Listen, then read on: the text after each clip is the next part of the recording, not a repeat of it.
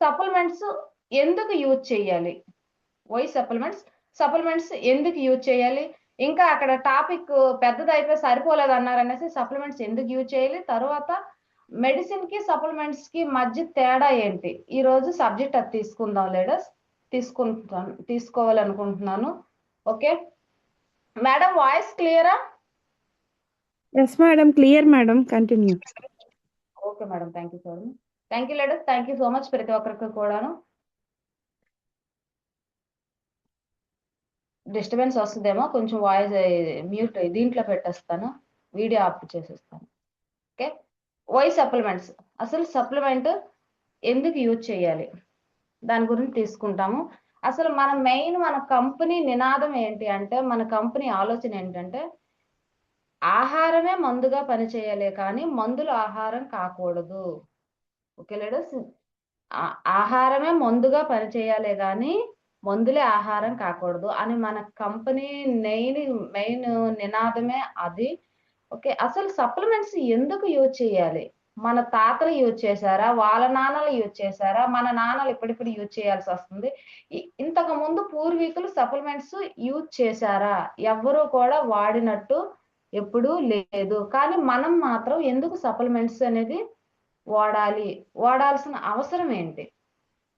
Okay, అర్థమవుతుందా ladders? మనం ఎందుకు సప్లిమెంట్స్ వాడాల్సిన అవసరం ఏంటి? ఓకే, అంటే ఆహారమే మందుగా పనిచేస్తే మందులతో పనేముంది?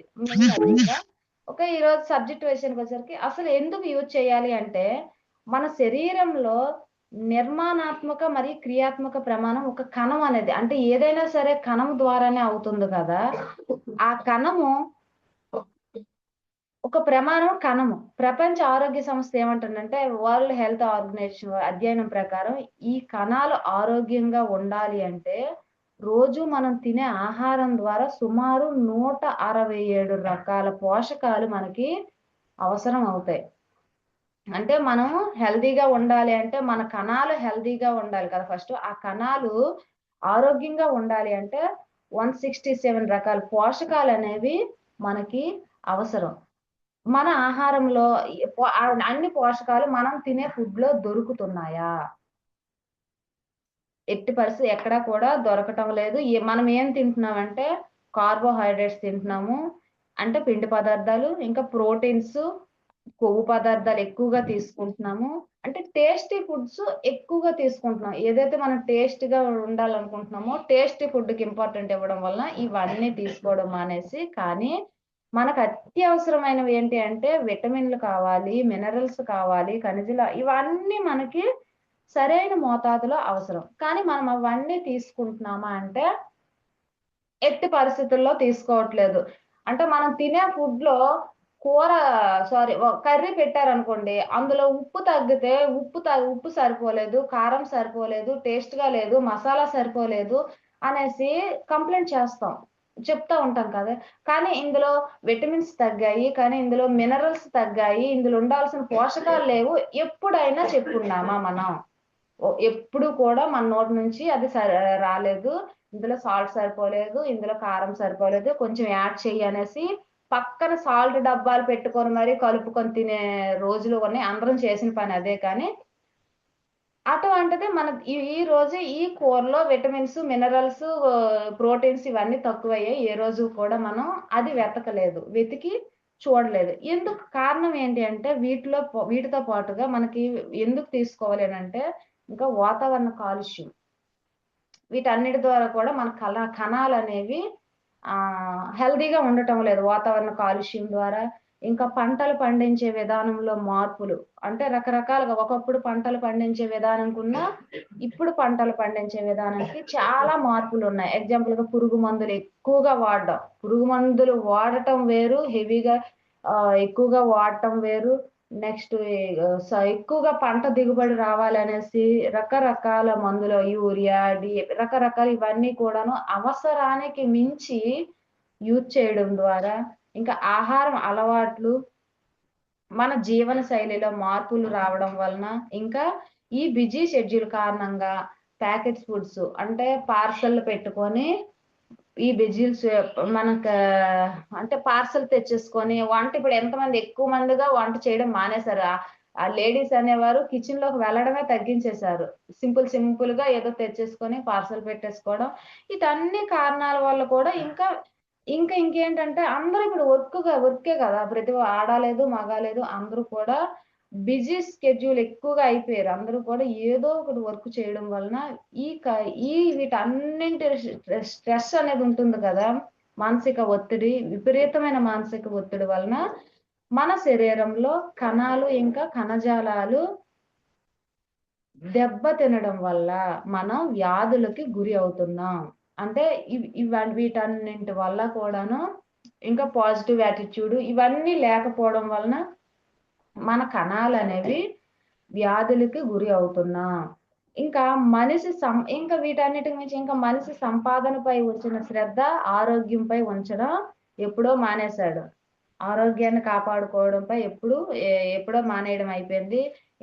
ఇంకేంటంటే వ్యాధి వచ్చిన తరువాత డాక్టర్ వద్దకు వెళ్తున్నామే గాని వ్యాధులు రాకుండా నివారించడానికి తగిన జాగ్రత్తలు అయితే హెల్త్ ముందే, అంటే ఇవన్నీ బయట ఫుడ్, ఫాస్ట్ ఫుడ్స్ ఇవన్నీ తినటం వలన హెల్త్ పాడవుతుంది అనేసి అందరికీ తెలుసు. ప్యాకెట్ ఫుడ్స్ ఇవన్నీ తినడం వల్ల తెలియదంటూ ఎవరికీ లేదు. ఇప్పుడు ప్రతి ఒక్కరికి తెలుసు ఈ ఫుడ్ తినకూడదు, ఈ ఫుడ్ తినడం వల్ల హెల్త్ అనేది పాడవుతుంది.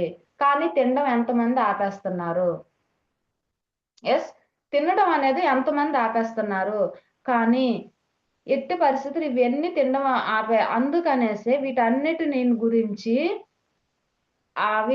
గురించి జాగ్రత్తలు తీసుకోవడానికి ఇటువంటి పరిస్థితుల్లోనే తినడం ఎవరు తినడం ఆపట్లేదు. అందరూ అన్ని టేస్ట్ ఫుడ్ తింటున్నారు కాబట్టి అందుకని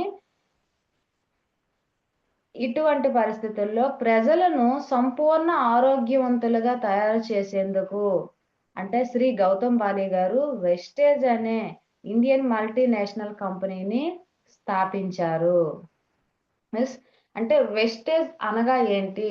చాలా మందికి న్యూ పర్సన్స్ వచ్చుంటాం. వెస్టేజ్ అంటే ఇప్పుడు చాలా మంది వచ్చిన కొత్తలోనే ఇదేంటి వెస్టేజ్ అంటే వేస్టేజ్ లాగా అంటారు కదా. వెస్టేజ్ అంటే మీనింగ్ పురాతనమైన ఆయుర్వేదాన్ని వెలికి తీసేది అని అర్థం. ఇంకా పూర్వీకుల అడుగు జాడలు, ఇంకా స్వచ్ఛమైనది, ఎన్నో రకాలైన చెప్పొచ్చు.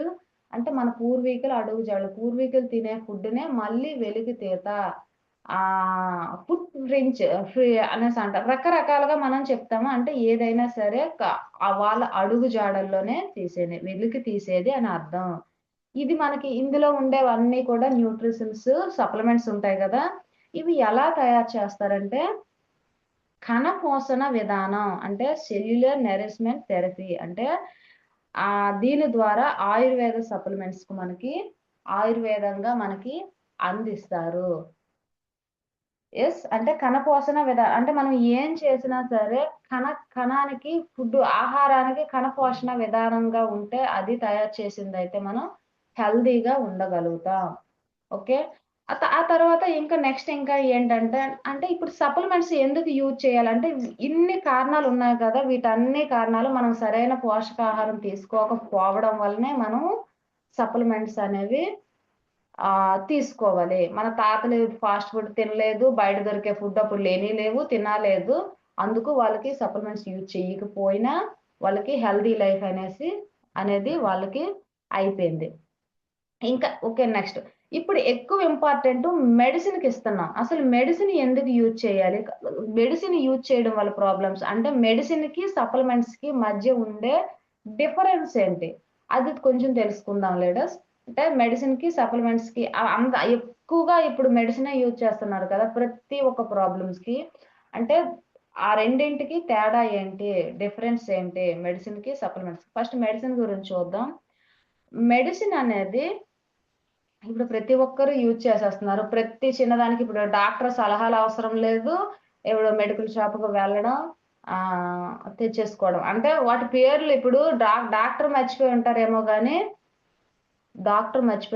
గాని ఇప్పుడు కొనుక్కునేవారు రెగ్యులర్‌గా ఆ పేర్లు పెట్టి మరి ఆ టాబ్లెట్, ఈ టాబ్లెట్ వాటికి రకరకాల పేర్లు పెట్టేసి మరి అడిగి మరి తీసేసుకుంటున్నారు మెడిసిన్. అంత అలవాటయిపోయింది మెడిసిన్ అనేది ప్రజలకి.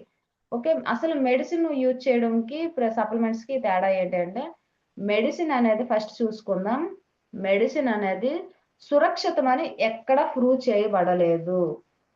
మెడిసిన్ యూజ్ చేయండి. మెడిసిన్ యూజ్ చేయడం వలన హెల్త్‌కి మంచిది, సురక్షితం. ఇది యూజ్ చేయడం వలన ఎటువంటి హాని జరగదు అనేసి ఎక్కడ ప్రూవ్ చేయబడలేదు.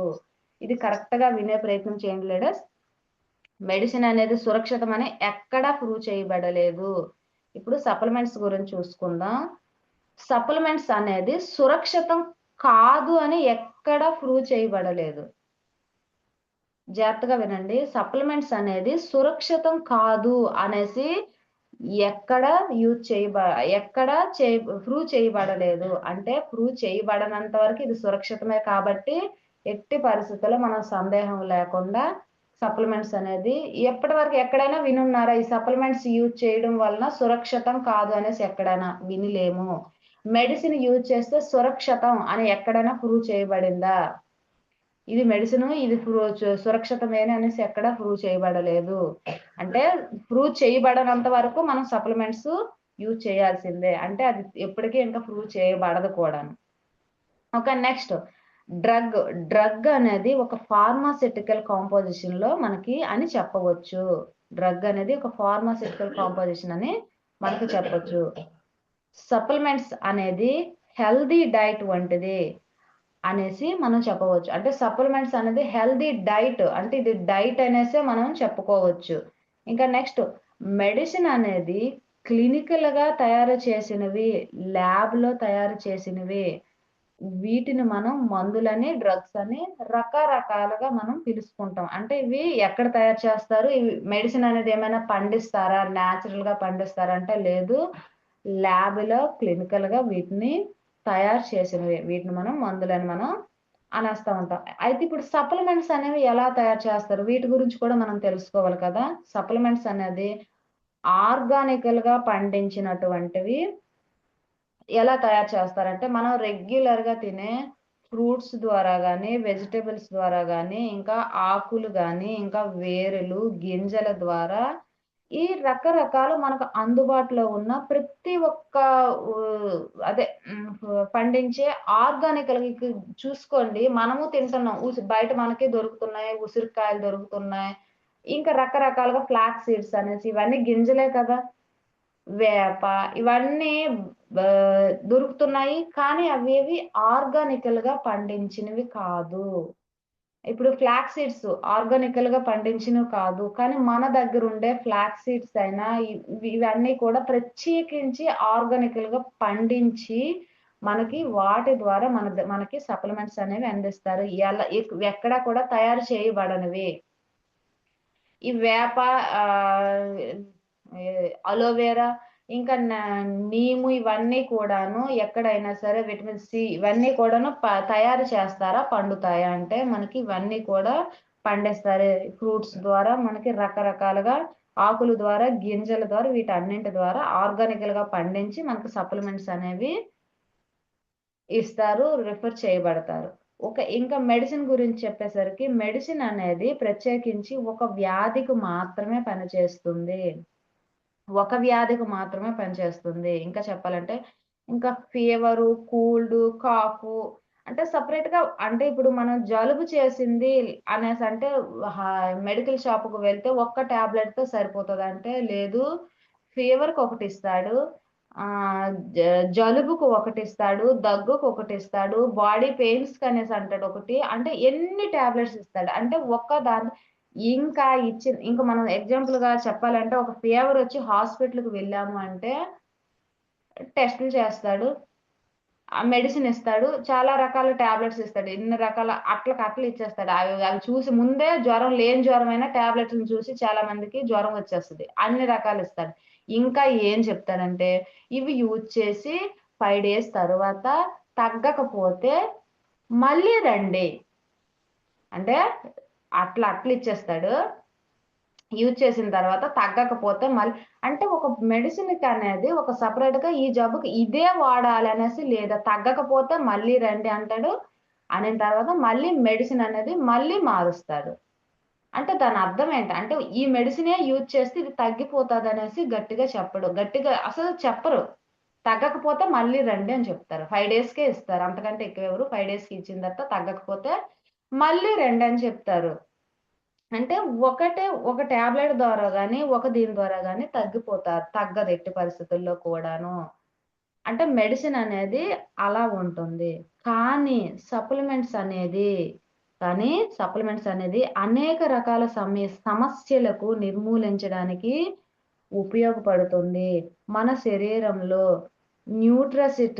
న్యూట్రిషనల్ గ్యాప్‌ను భర్తీ చేసేందుకు ఇంకా విటమిన్స్‌ను, మినరల్స్‌ను, ఇంకా ప్రోటీన్స్ అనేవి మన శరీరంలో అందించి శక్తినివ్వడానికి ఉపయోగపడుతుంది మన సప్లిమెంట్స్. అంటే వీటన్నింటి గ్యాప్‌ను భర్తీ చేయడానికి. మనకి విటమిన్స్ తగ్గినా భర్తీ చేస్తుంది. మినరల్స్ తగ్గినా వీటన్నింటిని ప్రోటీన్స్‌ని వీటన్నింటిని భర్తీ చేయడానికి మనకి సప్లిమెంట్స్ అనేది యూజ్ అవుతుంది. ఇంకా మెడిసిన్ అనేది క్విక్ రిజల్ట్‌నిస్తుంది. అంటే మనం వేసిన వెంటనే రిలీఫ్ ఇచ్చేస్తది.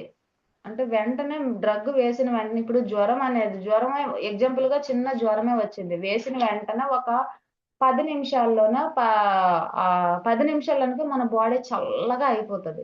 మళ్ళీ ఇంకొక పూట మళ్ళీ టాబ్లెట్ వేయకపోతే వెంటనే మళ్ళీ ఒళ్ళు హీట్ అయిపోతది.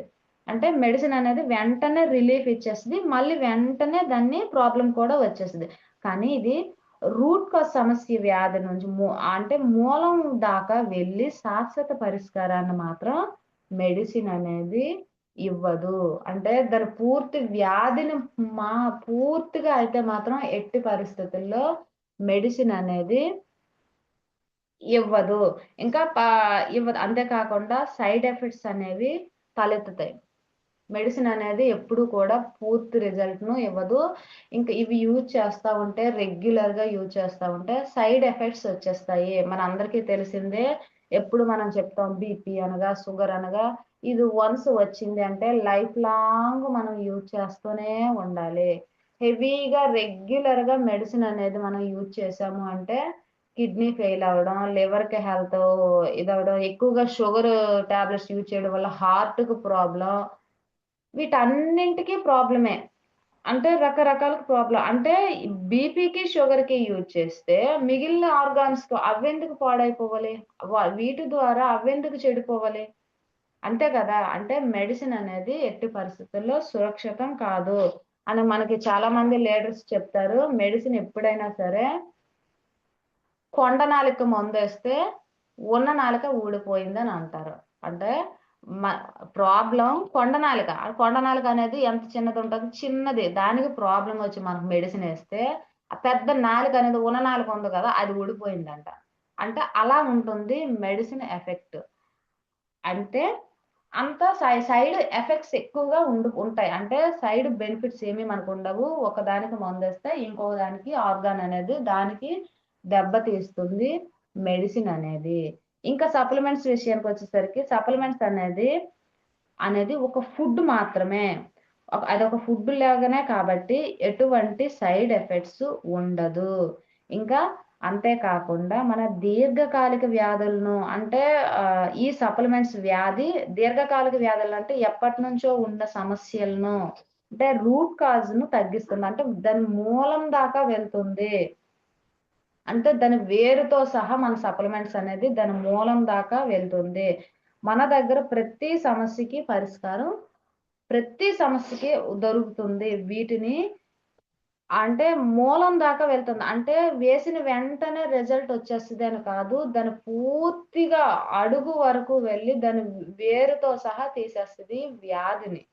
అంటే ఇది ఎవరు యూజ్ చేయాలి అంటే ఫస్ట్ ఆఫ్ ఆల్ ప్రతి ఒక్కరు ఆరోగ్యంగా ఉండేవారు యూజ్ చేసుకుంటే ఆహ్, స సారీ అనారోగ్యాలు ఉండేవారు యూజ్ చేసుకుంటే ఆరోగ్యవంతులవుతారు. సప్లిమెంట్స్ అనేవి అనారోగ్యంతో ఉండేవారు వాడుకుంటే ఆరోగ్యవంతులవుతారు. ఆరోగ్యంగా ఉండేవారు వాడుకుంటే ఆయుష్యవంతులవుతారు. ఆరోగ్యంగా ఉండేవారు వాడుకుంటే ఆయుష్వంతులు అవుతారు. అంటే ఎవరు యూజ్ చేయాలంటే ప్రతి ఒక్కరు యూజ్ చేయాల్సిందే. ఒకప్పుడు మన తాతలు ఇవేమీ యూజ్ చేయలేదు. ఇంకా మనం ఇప్పుడు యూజ్ చేయకపోతే హెల్త్ అనేది కోల్పోతాము. అంటే ప్రతి ఒక్కరు ఇవి మన సప్లిమెంట్స్ అనేవి యూజ్ చేయాల్సిందే. అయి అయి అంటారు కదా! నాకే ప్రాబ్లమ్ లేదు అనేసి. ఏది చెప్పేసి రాదు. అంటే ప్రాబ్లమ్ లేదు అనంటే ప్రాబ్లమ్ ఉండేవారు యూజ్ చేయాల్సినవి కాదు. ప్రాబ్లమ్ లేకముందే, ప్రాబ్లమ్ రాకముందే వాడుకుంటే ఎప్పటికీ హాస్పిటల్‌కి వెళ్ళే పనైతే ఎట్టి పరిస్థితుల్లో ఉండదు. ఆరోగ్యంగా ఉంటాం. మనకు చాలా మంది ఇన్ని యూజ్ చేయాలా? అన్ని వాడాలా? మాకు ఇటువంటి ప్రాబ్లమ్స్ అని కంప్లెయింట్స్ వస్తాయి. వాళ్ళకి అర్థమయ్యేటట్టు మనం చెప్పగలిగితే తప్పక యూజ్ చేస్తారు. వాళ్ళ ముందు మనం వాడుకోగలిగితే ఎట్టి పరిస్థితుల్లో యూజ్ చేస్తారు. ప్రాబ్లమ్ ఉంది. మనకి చాలా మందికి సప్లిమెంట్స్ ఇస్తాం కదా! ఈ ప్రాబ్లమ్ ఉంది, ఆ ప్రాబ్లమ్ ఉందనేసి ఎట్టి పరిస్థితుల్లో వాళ్ళకి మీరు ఏదైతే ఇంగ్లీష్ మెడిసిన్ యూజ్ చేస్తున్నారో అది ఆపేయండి అనేసి ఎవ్వరికీ రిఫర్ చేయకండి. ఎట్టి పరిస్థితుల్లో. ఎందుకంటే మన వెంటనే షుగర్ గాని, బీపీ గాని ఇంకా వాళ్ళకి ఏదైతే హెల్త్ కాంప్లికేట్సెస్ ఏవైతే ఉన్నాయో అవి ఏవి కూడా మన సప్లిమెంట్స్ వెంటనే వాళ్ళకి రిజల్ట్ అనేది ఎట్టి పరిస్థితుల్లో ఉండదు. వాళ్ళకు వెంటనే అవ్వదు కాబట్టి, వెంటనే ఆపేయకుండా మన సప్లిమెంట్స్ ఇస్తూ వాళ్ళ డ్రగ్ అనేది ఆపకుండా కొద్ది రోజులు కంటిన్యూ చేసుకుంటూ నెమ్మదిగా వాటి డోసేజ్ అనేది తగ్గించుకుంటా వస్తే మన సప్లిమెంట్స్ అనేవి ఇంకా యాడ్ చేసుకుంటా ఉంటే అప్పుడు పూర్తిగా ఒకేసారి ఆపకుండా కొద్ది రోజులు మెయింటైన్ చేస్తూ కొద్ది రోజులు డోస్ తగ్గించుకుంటూ అలా వెళ్తా ఉంటే పూర్తిగా మెడిసిన్ అనేది ఆపేసి మన సప్లిమెంట్స్ అనేవి ఇచ్చుకుంటే సైడ్ బెనిఫిట్స్ ఉంటాయి. ఎట్టి పరిస్థితుల్లో సైడ్ ఎఫెక్ట్స్ ఉండవు. కానీ మెడిసిన్ అనేది సైడ్ ఎఫెక్ట్స్ ఉంటాయి. సైడ్ ఎఫెక్ట్స్ మాత్రమే ఉంటాయి. అందుకనేసి మనం నిరభ్యంతరంగా ప్రతి ఒక్కరికి కూడాను వాళ్ళ హెల్త్ దీన్ని బట్టి మనం తప్పనిసరిగా యూజ్ చేయాల్సిందే. యూజ్ చేసుకోగలిగితే హెల్తీగా ఉంటాము. హాస్పిటల్‌కి వెళ్ళే పనుండదు. హాస్పిటల్‌కి వెళ్ళాము అంటే ఎంతవుతుందో, ఏమవుతుందో అర్థం కాదు. హాస్పిటల్‌కి చూస్తున్నాం కదా! చాలా మందిని లక్షలని చెప్తున్నారు. ఎక్కడ నుంచి ఈ అంటే సంపాదించడం అలా పట్టుకొని వెళ్ళి హాస్పిటల్‌కి ఇచ్చేయడమే. ఎంత కష్టమో రాత్రనక, పగలనక, తిండనక, ఈ తిండి కూడా సరిగ్గా తినకుండా అంతా పొదుపులు చేసి, జాగ్రత్త చేసి, దాసి హాస్పిటల్‌కి అక్కడేదో కట్టేసి ఈజీగా వచ్చేస్తున్నారు. అంటే అంతవరకు తెచ్చుకోకుండా ముందు నుంచే మనం వాడుకోగలిగితే బావుంటుంది. ఇంకా మనం సప్లిమెంట్సే ఇంకా యూజ్ చేయాల్సొస్తది తప్పదు. ఎంతమంది ఇక్కడ 'ఆదిత్య 369' సినిమా చూసే ఉంటారు బాలకృష్ణ. ఆ సినిమాలో నేను చూసున్నాను. ఎప్పుడో చూసినట్టు గుర్తు. అంటే రైస్‌కి ఒక క్యాప్సూలు, కర్రీకి ఒక క్యాప్సూలు, రసానికి ఒక క్యాప్సూలు, లాస్ట్‌కి వాటర్‌కి కూడా ఒక క్యాప్సూల్. అవంటే ఒక ప్లేట్‌లో పెట్టేసి 4, 5 క్యాప్సూల్స్ పెట్టేసి 2, 3 రకాల కర్రీస్ అనేసి పెట్టేసి అలా వేసేసుకోవడమే. అంటే ఫ్యూచర్‌లో అంత నుంచి ఇంతకొచ్చింది. అంటే మనకిప్పుడు క్యాప్సూల్స్ ఇంతకొచ్చింది. మరి ఇంకా రాను రాను పండించే పంటలు కూడా పండించే రైతే లేదు. పంటలు ఇంకెక్కడి నుంచొస్తాయి?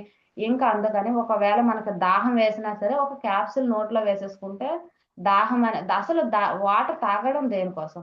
మినరల్స్ కోసం అనేసి వాటర్ తాగుతాం.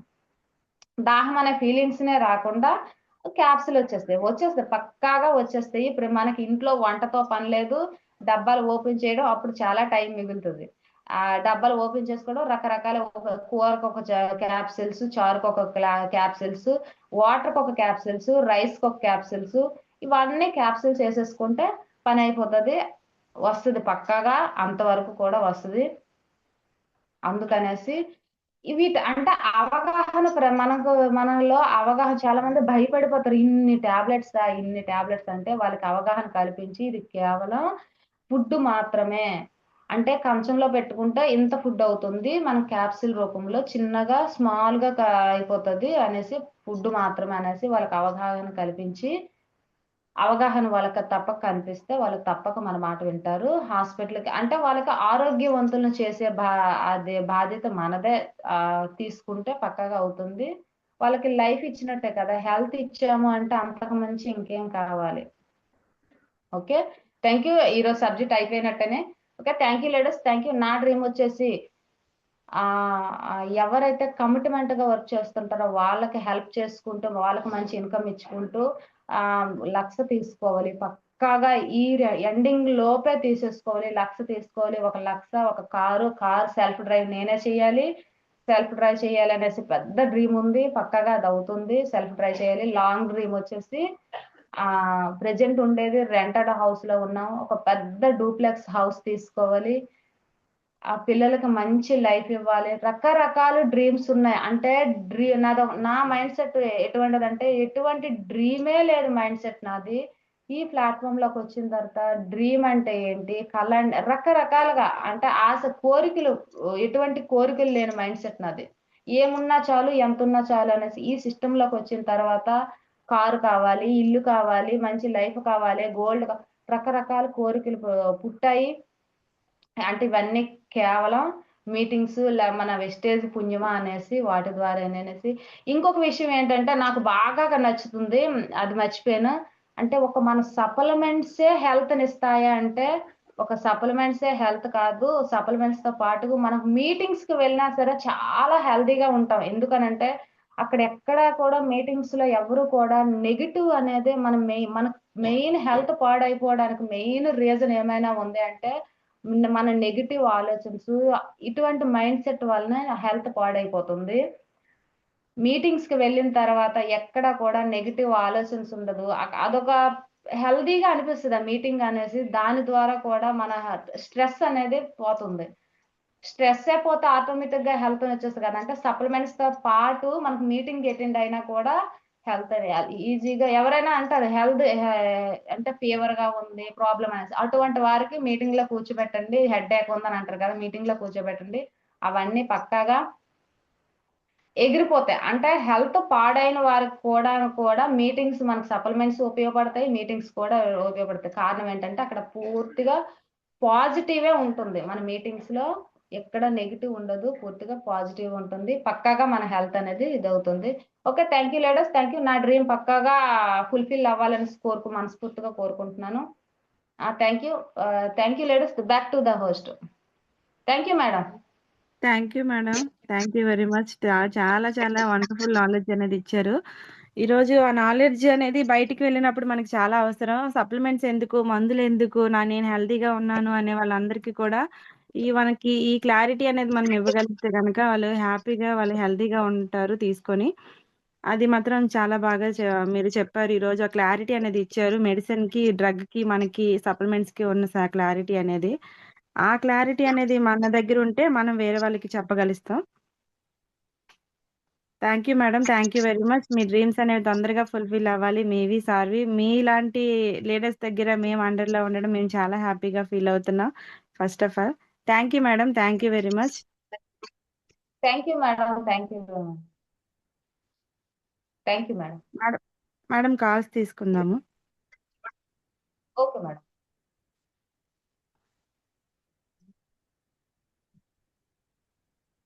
సార్ ఇందాకున్నారు. లక్ష్మీనాయుడు సార్ లేనట్టు. Madam good morning madam. Sir very good morning sir.